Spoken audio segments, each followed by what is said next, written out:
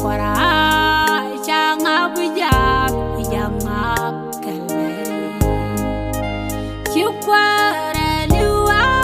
ka kwidwarika jiwen mon kon ngana kwar palne jeso belunjok belunjok belunjok belunjok kan yesu beneke tinje shal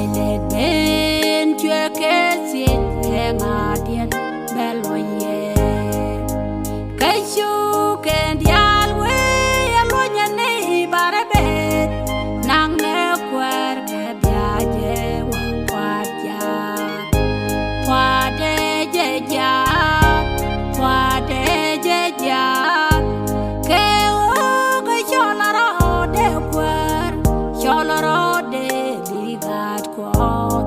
rong gu ba quạt ya chu bay lên bên chưa cái gì chẳng ngà điên lôi ye cái chu kèn dial quê lôi nhân này ba bê nàng nghe quạt cái bia je quạt ya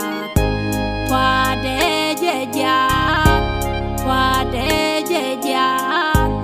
ke o cái cho la ro để quạt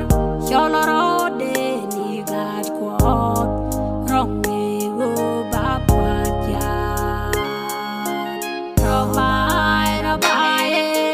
quiero yelit quiero ye jan ye chu quiero de ye ko pa ko de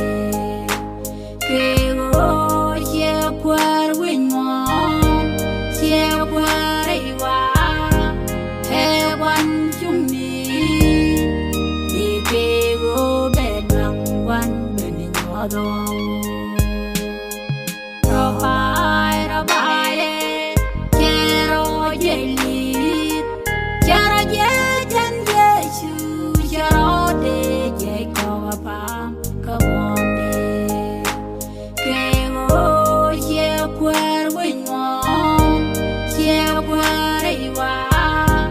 he wan chung ni ni ke go be nang wan be ni no do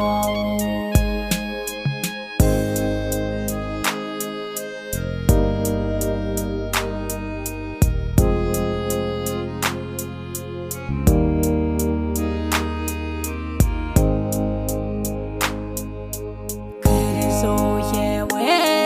nya tia da ka chware dier ke kwida diere kwi gan kun ka o te gari dia beni chicken ye bi lopel and diere ke kwidun kere so ye we nya tia da ka chware dier ke kwida diere kwi gan kun ka o te gari dia beni chicken ye bi lopel and diere ke kwidun ro bai quiero yelit quiero ye jan ye chu quiero de ye ko pa ko de ke o ye kwar win mo ye kwar I wa he wan chung ni ni ke go be nang wan be ni no do ro bai quiero yelit quiero ye jan ye chu quiero de ye ko pa ko de ke o ye kwar win mo ye kwar I wa he wan chung ni ni ke go be nang wan be ni no do